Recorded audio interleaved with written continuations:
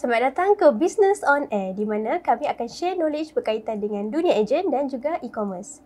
Dan bersama dengan saya hari ini sebagai hos anda, saya Intan, dan juga rakan hos saya di sebelah. Hai, saya Inas. Baiklah Inas, so seperti biasa, setiap hari Selasa kita akan ada segmen berita. Betul. Di mana yang akan dikupaskan oleh kawan kita Nazlin di sebelah nanti. Semuanya berkenaan dengan berita luar negara lah. Yang terkini lah. Betul Nazlin? Ya, betul. Apa khabar? Khabar baik. Apa khabar? Ya, khabar baik, sihat. Untuk hari ni ada berapa banyak berita yang Nazlin akan kongsikan? Ada lebih kurang 8 berita yang kita akan kongsikan, berita mengenai luar negara dan juga dalam negara. Adakah semuanya berkenaan dengan tarif juga?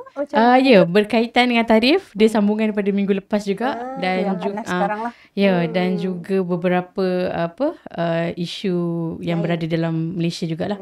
Okey, baiklah. Okey. So, ya.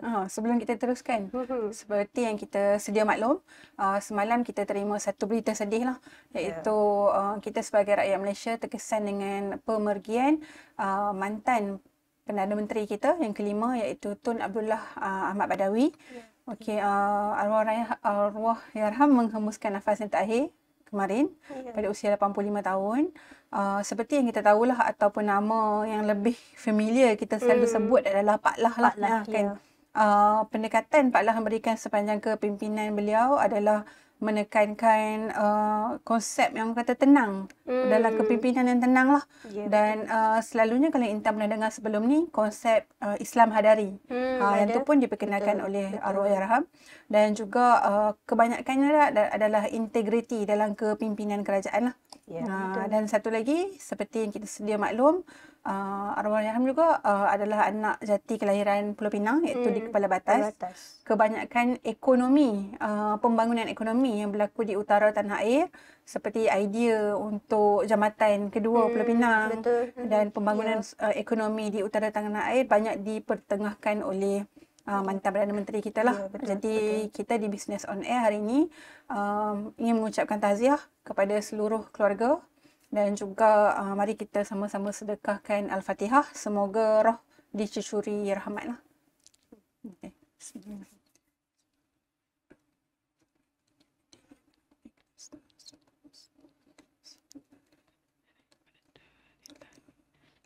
Amin, amin ya rabbal alamin. Okey Intan. Okey, baiklah.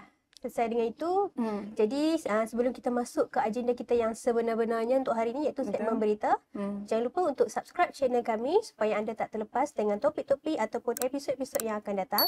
Dan juga jangan lupa untuk share, like dan juga komen video ini sekiranya ia memberi manfaat kepada anda.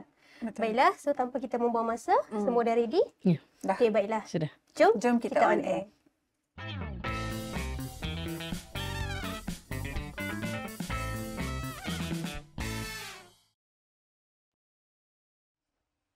Okey, baiklah, tanpa membuang masa, kita teruskan kepada kita punya rakan kita, iaitu Nazlin, untuk kupaskan berita terkini. Okey, terima kasih Inas dan Intan. Okey, so macam biasa hari ni kita akan kupaskan mengenai berita dalam dan luar negara. So saya ada beberapa berita yang saya akan kongsikan. Antaranya adalah mengenai tarif, isu TSMC. Nanti kita akan detailkan lagi mengenai Apple, mengenai ASEAN dan juga lawatan Presiden Xi Jinping ke Malaysia juga. Yang itu pun saya akan kita akan terangkan lah. So saya mulakan dengan berita yang pertama, iaitu mengenai tarif Trump. Kita sedia maklum, Trump telah membuat penangguhan selama 90 hari untuk susulan daripada tarif yang diumumkan sebelum ni. So dalam tempoh 90 hari ni, sebenarnya kadar tarif yang ditetapkan dalam tempoh 90 hari ini adalah ditetapkan kepada 10%. Okey. Yang ni terkesan kepada lebih 75 negara. Tujuan dia adalah untuk memberi ruang rundingan dan juga mengelakkan perang perdagangan. Tetapi dalam masa yang sama, China terus ditekan dengan dikenakan tarif yang dinaikkan sehingga ke 125%. Yang ini setakat 10 April lah. Yang terbaru yang kita dapat tahu ni, selain daripada 125% tu, sebenarnya ada lagi tarif tambahan, iaitu 20% yang menjadikan 145%. Sangat tinggi. Tapi China dibalas balik dengan mengenakan tarif yang dengan nilai yang sama, iaitu dengan kadar yang sama 125% jugalah. So kat situ kita nampak lah dia ada perang tarif dekat situ antara China dan antara Amerika Syarikat dan juga China. Tetapi kesan daripada penangguhan tu telah memberikan kesan yang agak positif kepada indeks pasaran saham Amerika Syarikat, iaitu Wall Street, yang mana S&P 500 naik 6% selepas pengumuman. Tapi masa sebelum dia buat penangguhan tu, yang terkesan juga adalah pasaran Eropah dan juga Asia yang mengalami penurunan, dan nilai dolar dan harga minyak juga terjejas. Okey, dalam artikel juga telah mengatakan bahawa terdapat juga tindak balas European Union, tetapi mereka membalas tarif tu spesifik kepada produk Amerika Syarikat, iaitu kacang soya mutiska dan juga kosmetik. So nilai tindak balas tu adalah melebihi 20 bilion euro. Tapi dia EU sendiri belum balas lagi dalam bentuk tarif, dalam bentuk kadar peratusan tarif lah kepada Amerika Syarikat. So dalam tempoh 90 hari ni sebenarnya apa yang US nak adalah pendekatan secara bilateral, iaitu perjanjian dua hala. Dia tak nak secara blok. Kalau kita kata secara blok ni, katalah kita tahu kan negara ASEAN terdiri daripada 10 negara. Dia tak nak rundingan tu kita datang dengan 10 negara. Dia nak one by one lah. Satu negara ke satu negara. Macam contoh Jepun dan Korea Selatan, dia dah hantar delegasi ke Amerika Syarikat. Kita pun bakal hantar delegasi kita ke Amerika Syarikat untuk buat rundingan. Okay. So kita ada dalam tempoh 90 hari ni lah. Okay.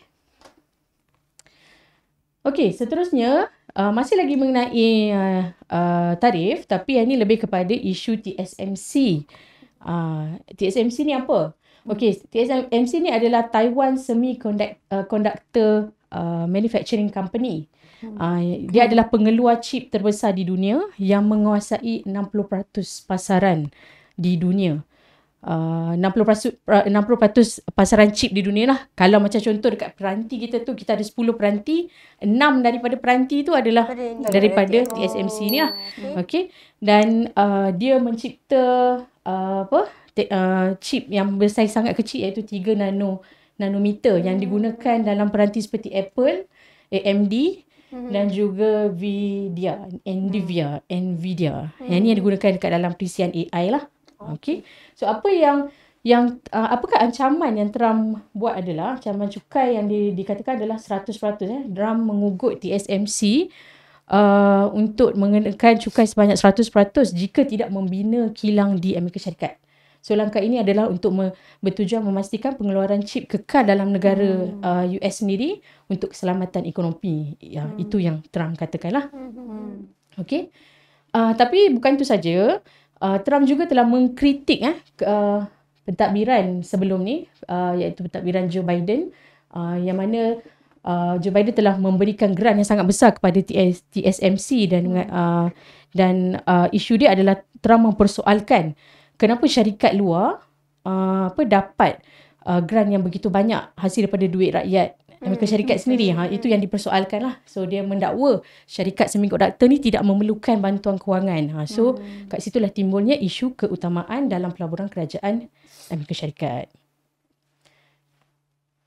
Okay, dalam masa yang sama, TSMC juga umum adanya pelaburan sebanyak 100 bilion USD di Amerika Syarikat dengan membina 5 fasiliti chip baru di Phoenix, Arizona. Ini adalah salah satu tindakan sokongan menyokong matlamat Amerika Syarikat sendiri untuk berdikari dalam pengeluaran semikonduktor. Okay.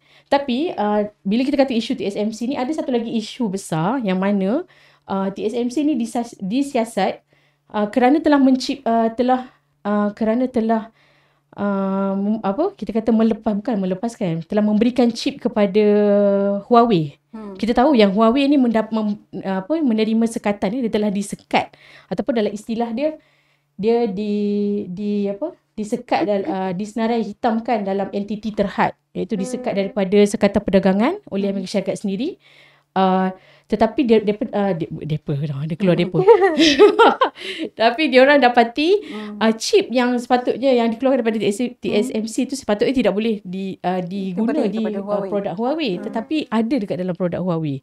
Sebab ada satu company yang kita kata syarikat ni syarikat orang tengah lah. Dia dipanggil sebagai SOPHGO. Mungkin SOPGO kot. Yang mana syarikat ni dia beli chip daripada TSMC and then dia orang tengah kan, dan dia jual kembali ke Huawei. So ini tindakan ni akan ada penalti lah, potensi penalti sebanyak 1 bilion USD. Jadi maksudnya macam Nazlin tunjuk slide sebelum ni, chip tu patut diberikan kepada 3 syarikat iPhone. Ada 3 tu, sepatutnya 3 je di manufacture untuk 3 syarikat, tapi telah didetect dia bukan apa, sebab Huawei tu sendiri telah dikata-kata dikenakan dia bukan blacklist, dia lebih kurang blacklist tapi ataupun dalam istilah dia disenaraikan dalam entiti terhad pada tahun 2019 oleh Amerika Syarikat sendiri. Dia sebab isu Huawei itu sendiri kan. So dia orang sekat even daripada produk, sebab TSMC ni pun dia ada berkait rapat dengan Amerika Syarikat. So dia ada pelaburan yang besar dekat Amerika Syarikat. So Huawei tu disenarai hitamkan lah. Kita boleh cakap disenarai hitam lah. Kalau dalam bahasa yang mudah faham. Ya. Okay. Okey, implikasi global kita boleh nampak dekat sini, ketegangan perdagangan antara Amerika Syarikat dan Taiwan atau China ni boleh menjejaskan rantaian bekalan global, yang mana bila kata rantaian bekalan global ni merujuk pada gangguan aliran bahan mentah, komponen ataupun barangan siap daripada satu negara ke satu negara. So dia akan merosakkan ekosistem perdagangan dunia lah. Macam kita nak buat satu phone lah ataupun peranti, kita kata phone. Dia dekat dalam komponen phone tu kan ada banyak, telefon handphone lah, ada banyak komponen yang sebenarnya datang daripada banyak-banyak negara. So bila berlakunya isu ni, syarikat teknologi sangat-sangat terkesan tau dengan isu kenaikan tarif ni. Sebagai syarikat teknologi perlu peka lah dengan perubahan dasar yang dibuat oleh satu-satu negara, dan persaingan geopolitik juga memberi kesan yang besar kepada strategi perniagaan. Okey. Seterusnya saya bawakan kepada anda semua, yang ini mengenai Apple. Yang mana Apple terbangkan 1.5 juta iPhone dari India untuk elak tarif tinggi. Banyak 1.5 juta. Sangat banyak. Yang diterbangkan tu adalah iPhone 14 daripada India lah. Dia bawa keluar cepat-cepat sebab kan ada isu tarif kan, ada kenaikan tarif dan semuanya. Dia menggunakan 6 pesawat kargo dari India. Tujuan dia adalah untuk elak tarif baru Amerika Syarikat lah. Dia buat cepat-cepat lah. Sebelum apa-apa jadi, aku bawa keluar dulu kan. Dan yang ini pun dia ada kerjasama dengan custom India sendiri. Kalau ikut sebenarnya tempoh pelepasan tu daripada 30 jam tu dia dapat pendekkan hingga ke 6 jam lah. So lebih itu yang kata dalam tempoh yang singkat je lah dia boleh hantar lebih kurang 1.5 juta iPhone keluar daripada India. So kita nampak kat sini India telah menjadi pilihan yang lebih efisien juga dalam urusan perdagangan. Sebab tarif produk dari India ni dikenakan sebanyak 26% berbanding dengan China yang kini 145%. So India sekarang dah menjadi lokasi yang strategik untuk pengeluaran dan ekspor Apple sendirilah. Apple agak terkesan sebenarnya bila ada kenaikan tarif sebab dia sangat bergantung kepada kita kata pengeluar ataupun kilang daripada luar daripada US. So dia agak amat terkesan lah dengan kenaikan tarif yang ada. Okey, yang seterusnya adalah disebabkan ketidaktentuan dasar perdagangan Amerika Syarikat sendiri.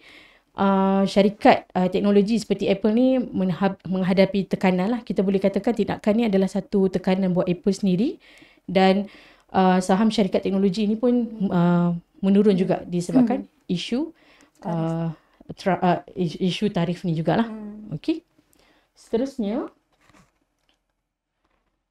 adalah ini saya bawa ke sikit ke ASEAN, ke bahagian ASEAN mengenai non tariff barriers, penghalang utama perdagangan intra-ASEAN. Okey. So bila kita kata, sebelum ni kita kata tarif-tarif. Tapi apa itu sebenarnya non-tarif barrier? Okey, non-tarif barrier ni adalah segala bentuk sekatan dalam perdagangan selain daripada cukai import ataupun tarif tu sendiri. Macam contoh, bila macam contoh kita nak ekspor ke Indonesia ataupun kita nak eksport baju ke Filipin. Tetapi bila kita tapi kita tak boleh nak ekspor tu disebabkan ada dia ada spesifikasi tertentu ataupun syarat-syarat tertentu yang dia yang kita perlu ikut.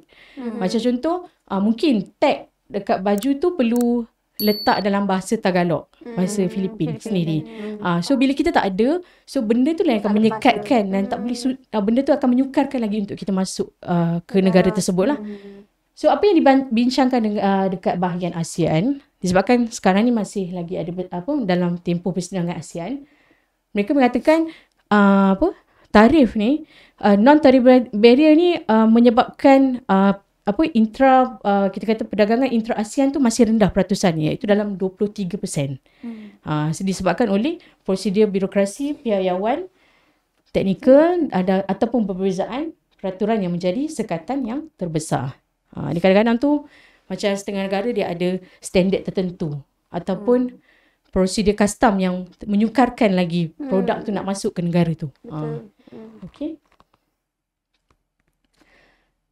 Okey, kesan dia telah menyebabkan kos operasi akan lebih tinggi dan kelewatan dalam penghantaran. Terutamanya untuk peniaga kecil lah, untuk yang nak menembusi pasaran serantau. Dan usahawan pula perlu melabur lebih banyak untuk mematuhi peraturan yang berbeza setiap negara. Kalau kita jual baju, kita nak masuk ke negara Indonesia, mungkin ada peraturan yang lain. Lepas tu kalau kita masuk ke mana? Vietnam, mungkin ada peraturan yang lain. Banyak ubah-ubah yang ini yang dibincangkan lah. Sepatutnya perlu dikurangkan supaya kita kata perdagangan antara negara tu, antara ASEAN tu lebih tinggi, lebih mudah. Sebab ini untuk ekonomi, kita kata ekonomi satu ASEAN sendiri kan. Okey. Cadangan yang penyelesaian oleh pakar yang dibincangkan adalah untuk menyelaraskan dasar fiskal dan monetary untuk kukuhkan ekonomi serantau. Macam contoh daripada sepakat dengan cara urus macam mana pengurusan duit rakyat itu sendiri dan ekonomi negara masing-masing dan penubuhan dana bersama. Ini yang antara yang dicadangkan, dan juga memanfaatkan RCEP dan juga RPTPP untuk mempercepatkan pengurangan NTB. Yang ini adalah dua perkara ni adalah mengenai Regional Comprehensive Economic Partnership dan juga Comprehensive and Progressive Agreement for Trans-Pacific Partner. Yang ini adalah satu bentuk kita kata inisiatif, macam contoh dia adalah ibarat laluan ekspres kepada peniaga yang nak ekspor barang dia ke luar negara. So dengan adanya pertubuhan ni yang dia akan mempercepatkan lagi lah proses ekspor dan mengurangkan non-tarif barrier tu. Okey. Apakah peranan ASEAN dalam kepimpinan Malaysia dalam kepimpinan ASEAN? Dia mendorong strategi keterbukaan dan dalam masa yang sama memperkukuhkan hubungan dengan negara-negara BRICS, iaitu Brazil, Rusia, India, China dan South Africa. Macam mendorong strategi keterbukaan perdagangan tu, macam contoh kurangkan sekatan perdagangan, kurangkan kita kata syarat-syarat prosedur yang ketat tu kan, dan membuka pasaran domestik kepada pelabur dan juga menggalakkan integrasi ekonomi serantau lah. Macam negara-negara BRICS ni sekarang ni dah semakin berpengaruh dalam dunia. So mereka ni bergabung dan suara mereka dah didengari dan dia dah menjadi macam satu, kita kata satu blok antara yang kita tahu G7. Ada negara besar kat situ, Amerika Syarikat, EU, UK, Jepun, Perancis. So kat sini ada satu lagi negara, yang negara BRICS ni adalah satu lagi kita kata blok ekonomi yang dah semakin kuat. Yang kita sebenarnya kita boleh tengok sebagai negara tu, kita pun boleh antara satu kita boleh Malaysia perlu jadikan sebagai rakan dagangan jugalah. Okey, seterusnya saya bawakan anda Okey. belum lagi. Oh, okey. Nak teruskan Okey, Nazrin, sebelum Nazrin teruskan, sekadar nak mengingatkan semua orang yang baru menonton kami punya channel. So, kami sedang bersiaran langsung di Business on Air. Dan kami untuk hari ini kami bawakan kepada anda segmen berita di mana kawan-kawan kita lah berkongsikan mengenai berita-berita luar negara dan juga di dalam negara. Jadi jangan lupa untuk subscribe supaya anda tak terlepas untuk episod-episod yang akan datang, dan jangan lupa untuk share, like dan juga komen video ini sekiranya ia memberi manfaat kepada anda. Baiklah Nazrin, boleh teruskan.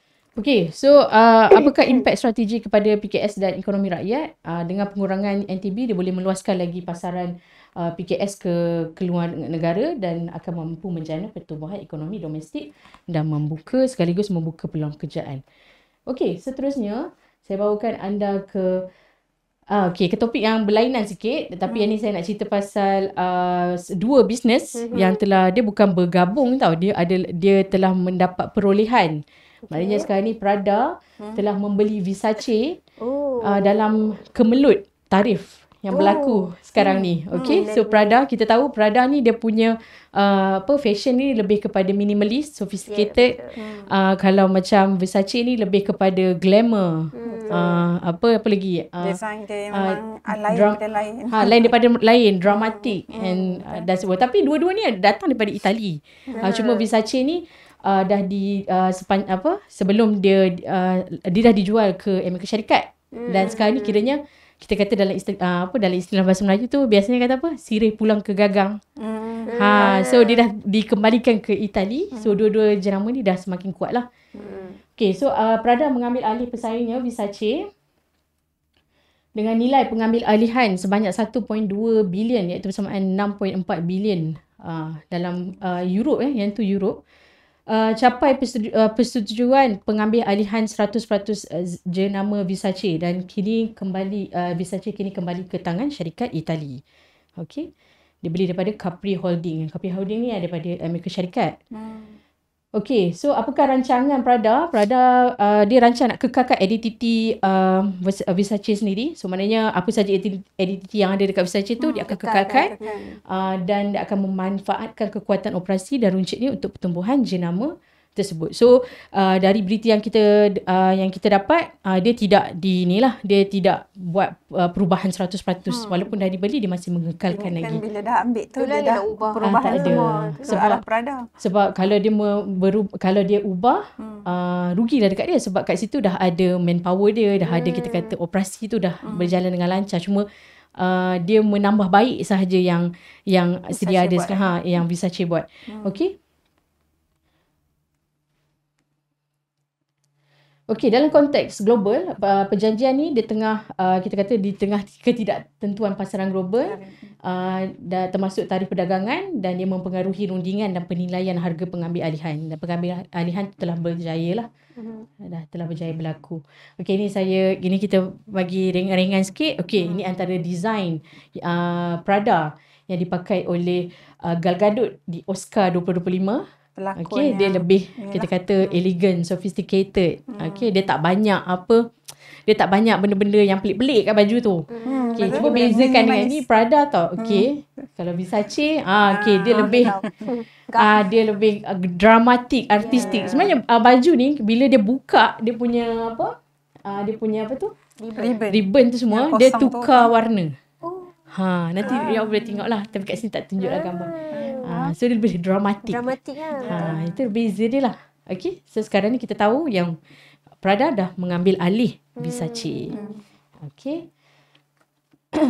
Okay, seterusnya bisnes mengenai business on air news mengenai Microsoft. Tadi mengenai Apple. Okay, Microsoft kini dah mengatasi Apple sebagai syarikat paling bernilai di dunia. Mengatasi Apple dengan nilai syarikatnya nilai pasarannya berjumlah 2.635 trilion berbanding dengan Apple yang jatuh ke tempat kedua 2.59 trilion. Okey. Hampir-hampir lah. Hampir-hampir. Kat sini dia menyatakan kenapa dia jatuh ke nombor 2 tu. Saham Apple jatuh 23% tu akibat sentimen pelabur dan terjejas kerana kebergantungan kepada kilang di China. Dan terlibat dan dalam masa disebabkan isu tarif ni jugalah. Tapi sebaliknya Microsoft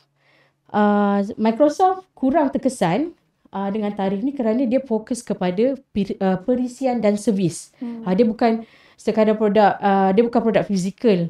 Dia lebih kepada perisian dan servis. Model bisnes dia lebih fleksibel dan global terhadap gangguan rantaian bekalan lah. Sebab dia memang betul-betul fokus kepada services. Macam contoh, selain daripada itu, kita tahu yang dia pun dia menjadikan AI sebagai senjata dia. Dia dah memperkenalkan Copilot dalam Microsoft 365. Ni adalah satu kerjasama strategik dengan OpenAI lah. Berbanding dengan Apple. Persoalan dia Apple versus Microsoft, siapa yang lebih inovatif. So Apple agak lambat ya. Apple masih kukuh, tetapi dari sudut inovasi ni, inovasi AI ni agak ketinggalan lah. So Apple masih lambat dan masih bergantung kepada ekosistem produk tradisional dan dia kurang menonjol dalam inovasi terbaru. Dan sekarang ni pelabur pula kita tahu dia lebih tertarik kepada syarikat yang ke depan, yang lebih lagi dengan penggunaan teknologi AI lah. Betul. Okay. So kita akan tahu kat sini lah Microsoft lebih bernilai. Tapi tak tahulah, ini minggu ni kita tak tahu berapa nilai dia. Okay. Seterusnya saya bawakan anda ke bisnes dalam negara, iaitu lawatan Presiden China Xi Jinping ke Malaysia, gabungan strategi ekonomi dan simbol kuasa diplomatik. Okay. Yang ini masa pertemuan dengan YDPA Sultan Ibrahim sebelum ni lah. Okay. So lawatan ni sebenarnya berlaku pada hari ini, iaitu 15 hingga 17 April, selama 3 hari. Pertemuan rasmi dengan YDPA Sultan Ibrahim dan juga Perdana Menteri Datuk Seri Anwar Ibrahim. So agenda dia adalah untuk memperkukuhkan hubungan dua hala, tingkat kerjasama ekonomi dan juga bincangkan isu serantau. Okay. So fokus ekonomi dan perdagangan, kita tahu China kekal rakan dagang besar Malaysia sejak tahun 2009. Perdagangan pada tahun 2024 mencatatkan 484.12 bilion dengan China. Dan lawatan ini dijangka memberi peluang peraburan strategik, infrastruktur, teknologi, tenaga hijau, perdagangan serantau di bawah ASEAN, China. Dan kita tahu yang Malaysia sekarang ni adalah pengurusi pada tahun ini adalah pengurusi ASEAN pada 2025. So lawatan ni pun sedikit sebanyak memperkukuhkan lagi perkongsian strategi ASEAN dan China, dan ini adalah menunjukkan satu isyarat komitmen China sendiri terhadap kestabilan serantau. Tetapi ada yang menjadi tumpuan rakyat semalam sebenarnya mengenai kereta perisai Hongqi N701. Kereta ni dah sampai dulu tau. Sebelum Presiden China datang ke Malaysia. So ini adalah satu kenderaan rasmi yang digunakan oleh Presiden China Xi Jinping yang akan mengadakan lawatan rasmi bermula pada hari ini hingga 17 hari bulan. Bawa kereta sendiri datang? Dia bawa kereta sendirilah. Menarik. Kereta ni ada ni lah, dia kereta perisai lah. Yang ada kalis peluru, kalis kaca, tayar, tahan tembakan. Dia adalah, dia ni spesifikasi dia lah, sistem udara tertutup dengan ada enjin V12 turbocharge. Ini pun tak faham. Tapi yang tahu anggaran harga dia adalah 7 juta. Lebih daripada 7 juta. Enjin apa tu tak pasti, tapi nampak mencenggah. Tapi kita ini adalah menjadi tumpuan rakyat lah sebelum dia sampai. Okay. So perlu tahu juga sepanjang tempoh 3 hari ni akan ada impak dalam dalam jalan raya, terutamanya penutupan kepada 17 laluan utama di Kuala Lumpur dan juga Putrajaya. So masing-masing perlu peka lah bila dia akan ditutup dan seumpamanya ni. Ini boleh dapatkan dekat terus ke info ni ke berita RTM juga untuk tahu pukul berapa penutupan tu berlaku. Okay, seterusnya saya dah nak habis. Okay, ni adalah yang terakhir. mengenai Kembali kepada tarif lah. Ya, kami kepada tarif, tetapi yang ni dia draft umum tarif import semikonduktor pada minggu depan. Kalau ikut sebelum ni dia kata ada pengecualian sementara.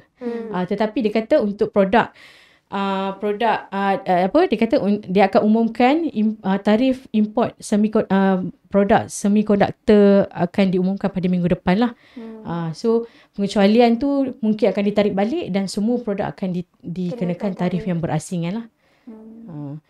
Tujuan dia satu je. Dia adalah untuk nak kurangkan kebergantungan kepada luar negara. Dia nak galakkan semikonduktor tu made in USA, bukannya made in China dan seumpamanya. Okay.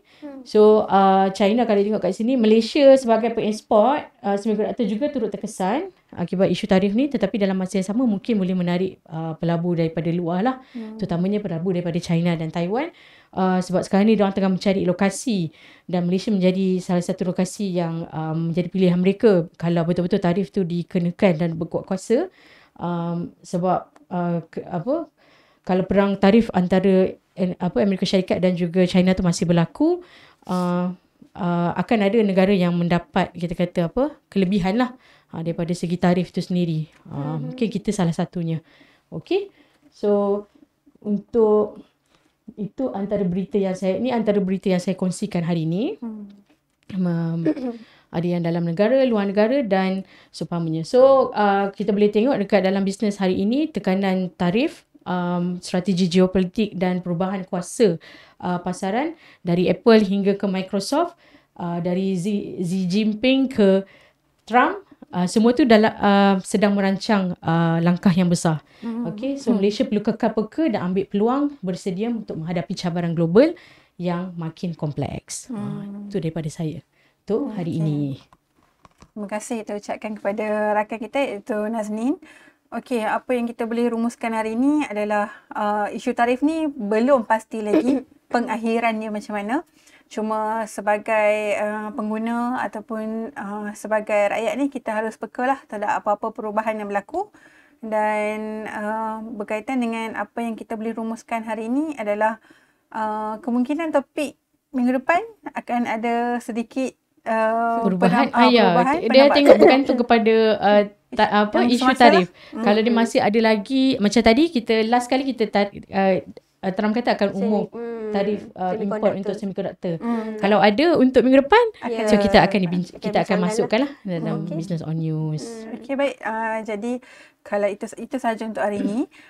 Cuma bagi yang sedang menonton ni, jangan lupa sekali lagi untuk subscribe, like dan juga komen jika ada sebarang cadangan ataupun penambahbaikan.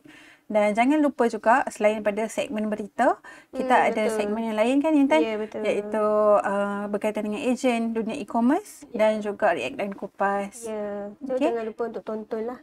Betul. Jangan Boleh lupa untuk subscribe dan juga tengok balik video-video kami yang sebelum ni. Ya. Okey, jadi kami akhiri untuk segmen hari ni. Sampai di sini sahaja. Kami off air dulu. Bye. Bye.